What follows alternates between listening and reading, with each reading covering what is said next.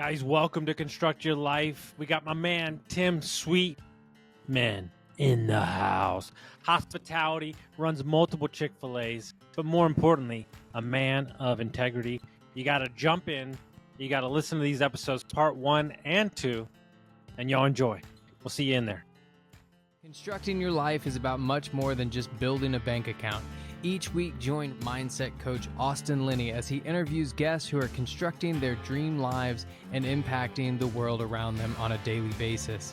If you're an entrepreneur or wanting to start a business, or you just want to hear motivating stories of how others have overcome the odds, you are in the right place. And now for your host, Austin Linney. Guys, he might be an entrepreneur or a Sears model catalog. He looks amazing today, but that's neither here nor there. I digress. Guys, welcome back to the 3-part series. So just so we're clear, guys, you know me, I have no idea what we're going to talk about, but I can catch, baby. I can catch. So part 1 with my man Tim. I'm going to share your intro previous to this. What's the first topic we're talking about, buddy? Yeah, let's talk about, I think it'd be really cool to share about my inspiration for even considering business. There's a couple of guys in my life that I think are impressive for different reasons, and I'd love to just share kind of who they were and why they were so inspiring to me. I believe this is my belief before you share their story. I believe that you can't see greatness in others unless you have it in yourself. It's unattainable. Meaning the greatest exercise I've ever heard in my entire life. I call it right now after we get off this because it still changed my entire life. Yoga retreat. My friend told me this story one day when I was going through a rough time. She said, yoga retreat, woman's got 30 people there. She says, I want you to think of 3 people that inspire you. And I want you to think of 10 qualities they have in their life that you would like in yours. I want you to write their names out, and I want you to write the 10 qualities down. She goes, now go back and cross out their name and write your name up top there. Because the only way you could see those qualities in that person if you had them in yourself. Yes.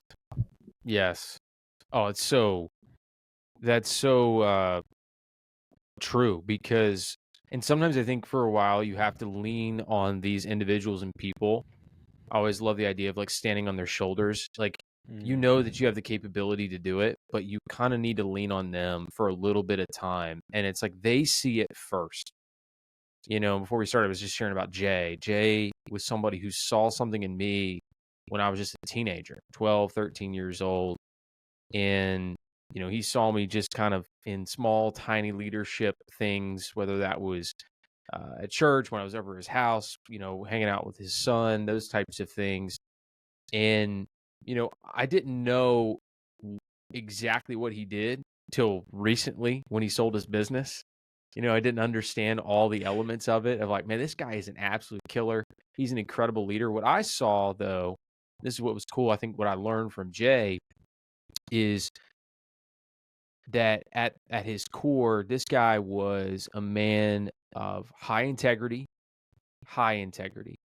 He always cared about the clients, the customers, the people around him. He was extremely generous. Every time when I went off to college, I'd come back home, shake his hand, there's $100 bill in my hand. Hey man, how you doing? Hope you're doing well. Jay would always, share some of the same stories over and over again. And he was like kind of the first CEO I think I met and understood that CEOs are just people that kind of have bumper stickers and they say the same things over and over again. And I just would go, Jay, I heard that story already, but I realized that he was so good at telling those stories and he had those principles in his mind and would share them over and over again. I mean, I still say to this day, like 5 minutes can change your life. I remember sitting around a campfire at his house with a bunch of young guys. He's probably 30s, 40s at this time. He's got a bunch of teenage boys there. And he's saying, guys, 5 minutes can change your life. 5 minutes can change your life. And he's saying that from experience and preaching that. And you saw a guy that I remember him at one point telling all of us, hey, I'm praying that I get broken of my pride, which of all people, you would not think this guy is proud or arrogant. And just watching him go through that, the way that he cared for his family, the way that he cared for his wife, the way that he prioritized things, and then was honest and open about his struggles, it's very inspiring. And it got something in my brain to think that this idea of leadership or of business, I got to see a really great example of somebody that was both successful, but they also were just a genuinely great person, and they were able to do it for a long period of time, and they didn't blow up their life. Like, they were actually able to make it to the finish line and to care for their family. Not everything was perfect along the way. And so, Jay was the first one. The second guy was really my mentor, Mike. And Mike is the one. I was 18 years old, and I was working at Chick-fil-A. And I saw Mike. He was the owner of a Chick-fil-A. I saw him as flipping chickens. I didn't really have any concept of what he did or who he was. And I remember as I struggled through little leadership roles and got promoted and was in charge of different things and just dealt with insanity and chaos and craziness. One day sitting down at 18 years old, I can remember the booth. If you've ever been to Chick-fil-A, there's always little booths sitting around. I sat down in this booth with that scratchy surface, and he sat across from me and said, "Tim, I think that you need to be an entrepreneur." Specifically, he wanted me to own a Chick-fil-A. He's like, I can see it in you. And I absolutely rejected it in the moment. It's like, there's absolutely no way. Like, there's no way I can do that. But he had taught me kind of everything when it came to leadership, how to manage people. And the big thing for Mike that he taught me was, I was the kind of person, at least early on, was a little bit brash and would want to give up on people. Mike almost never gave up on people. Almost never. I remember thinking, and even after I left his organization, actually came back later on, years later, but I remember kind of criticizing him when I had left and saying, man, this guy just never will fire anybody. But he always had this framework. Every time we come to him and say, we need to fire somebody, he would go, did we train them properly? And we go, no, we didn't do it. Failure of leadership on your part. I mean, firm failure of leadership on your part. Go back, fix it. Okay. We come back again. We train them properly, Mike. We have all the information here. I can confirm to you that we train them. Did you coach them? Have you figured that out? Have you coached them correctly? No, we haven't done it. No, we don't. No, I mean, we kind of told them a couple things, but no, we didn't really coach them and tell them that they needed to improve or have a plan for that. Failure of leadership. Get back to work. Come back to me. And then last, we come to them again. Mike, we've trained them properly. We've coached them, and they're still failing. He still wouldn't fire him. He goes, Tim, is it a issue of, are they just in the wrong seat? It's a willingness issue, or is it like a performance issue? And so if it was a willingness issue, you go, I get it. You've trained them, you've coached them, but they're not willing to do the job. They're toxic. We need to leave them. But if they are willing to do the job, you've trained them, but they're still failing, maybe we need to figure out a different seat. And man, if he wouldn't give people another opportunity as long as they had the willingness to do that. And I have a good friend of mine, he always talks about, in the way that I've phrased it now is there's the path of pride and the path of humility. And I'll do ride and die with anybody as long as they have that path of humility. It's when they take the path of pride, you're not going to be on the team anymore. You're just not going to be there. And so, I use that with my own team now, and I stand on the shoulders. Like, I'm terminating somebody tomorrow night. A young kid, he's coming in. He doesn't know it's coming, but we have trained him. We've coached him, and he has taken the path of pride time and time again. And it's not he's in the wrong seat or anything like that. And so Mike just taught me that, of giving people an opportunity to be successful and have a framework for how you evaluate individuals. So those were two incredible guys. I got one more guy, and that was Evan. Hold on. Oh, please. Yeah, we can stop there. That might be the most important lesson I've ever heard in 700 podcasts. This guy Mike, I want to shake his hand. He made me uncomfortable in the moment because I've met guys like him.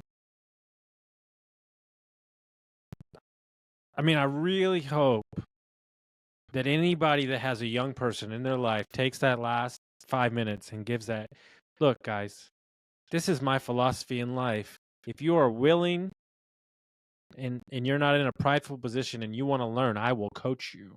What I will not do is fight your ego. Mm-hmm. Can't do it, won't do it, not going to happen. You'll be gone within 2.5 seconds. But if you're comfortable enough to acknowledge where your missteps are, same as mine as a leader, right? Then I will go to bat for you more than anything, because people have gone to bat for me even when I've been rough. Like, dude, you got to understand, like, you come from a restaurant business. Dude, who you're talking to, and I'm not trying to be ridiculous, you're talking to the 1% here, baby. I broke every record that existed in number one wine sales, number one beers. I broke it. Mm-hmm. That was me. Mm-hmm. But here's the problem. Because I was the cash cow and the workhorse, nobody could tell me shit. Mm-hmm. And I look back at the man I am today at 41, and I want to personally shake the hand of all those managers that I tormented. I'm not saying they were great people, all of them, and I'm not saying they were good at their job, but they didn't deserve half the shit they were getting from me. Right? Mm-hmm. And, but there was enough people in my life that saw a rawness in me. But I was, you know what? The number one compliment I've got from every business partner, they said, look, even when I was drinking, this was back in the day, they said, Austin has the unique ability to tell him something at 9 o'clock at night on Tuesday, and by 7 a.m. on Wednesday, it's fixed. Austin, this is something I don't like about you. Boom, it's fixed in the morning. But here's the problem. Most of my life, especially through my 20s, these ears weren't open. Mm-hmm. Mm-hmm. Yeah, and we see that a lot. I mean, and I think Mike, I'm better than this. I shouldn't be working at a Chick-fil-A. Blah, blah, blah, blah, blah. It's not about the Chick-fil-A.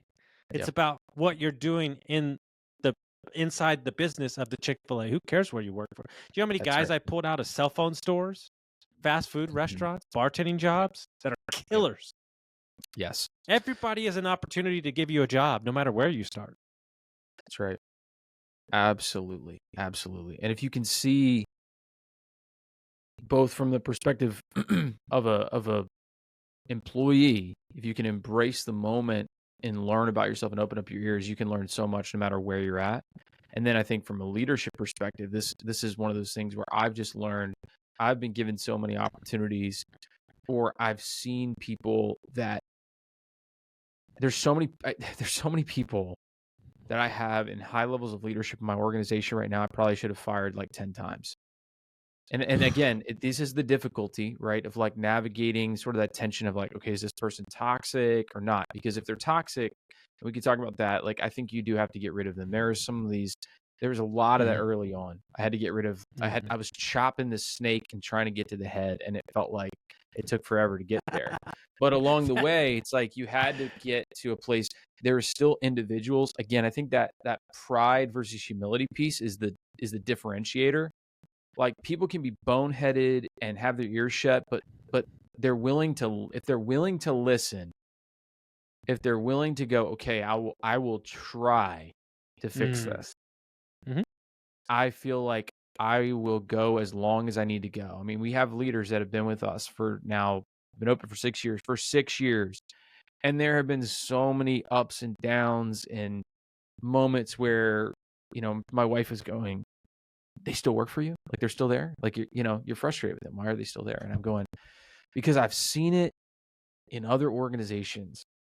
A person I could name, I haven't worked for that long, but I could name probably 10, 15, 20 people that had moments of failure, but Mike would always use the phrase fail forward. Like, can we find a way to help them fail forward? not fail and completely go backwards, but fail forward. And that requires two parties. It requires you as a leader to be able to work with that person and to see the potential in them. And it requires the other person to give up their ego. And I think those are those moments, like when you fail, you emerge as a better individual, as a better person. You kind of need to be broken down. I mean, and no better place to do that than restaurants, because the stakes, it feels like the stakes are super high, but they're not quite as high.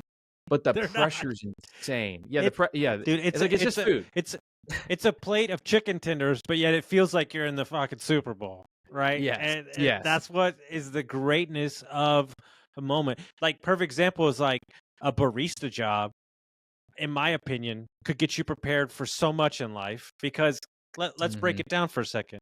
It's the time of the day when people are the grumpiest.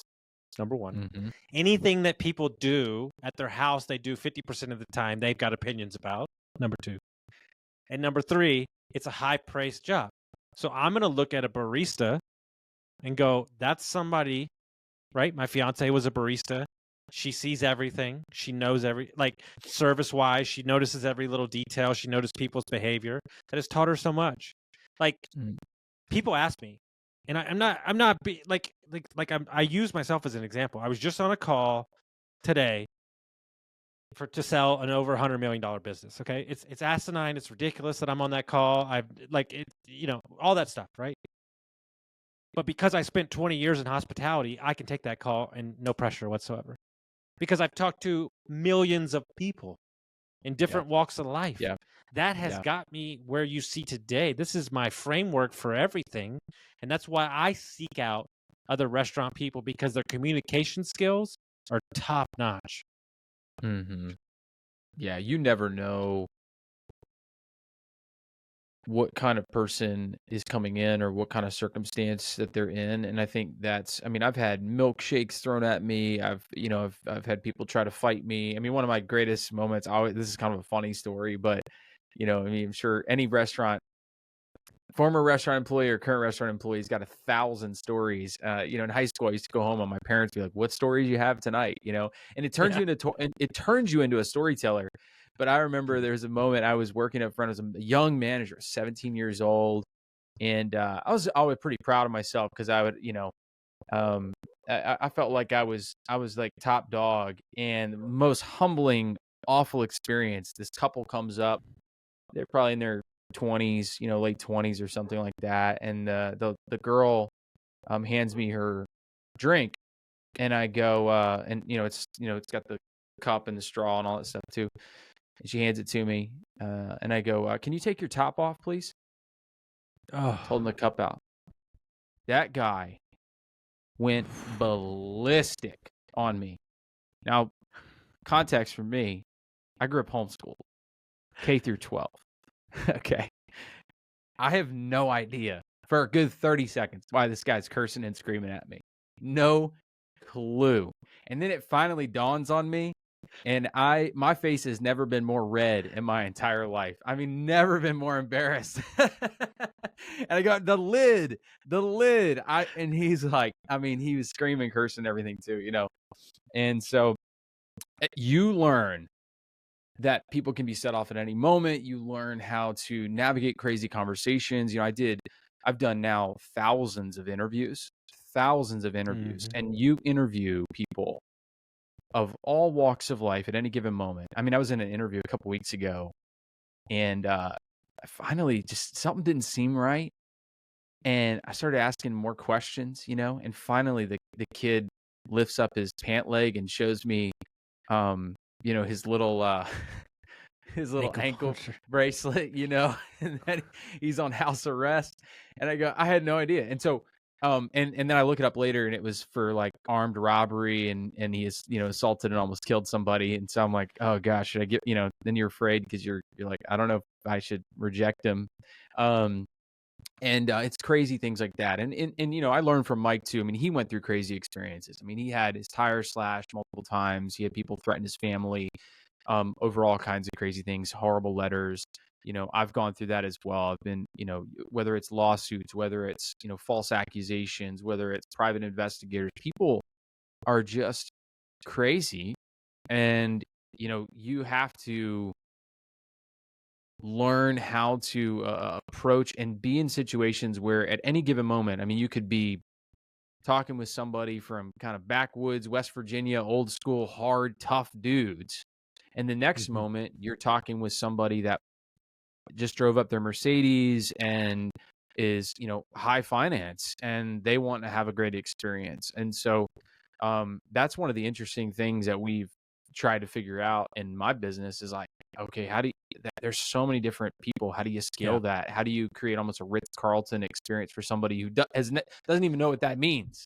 Never even, that's like outside of their, they have no clue. This is what you and I talked. I think this is what you and I talked about when we first connected with something like this.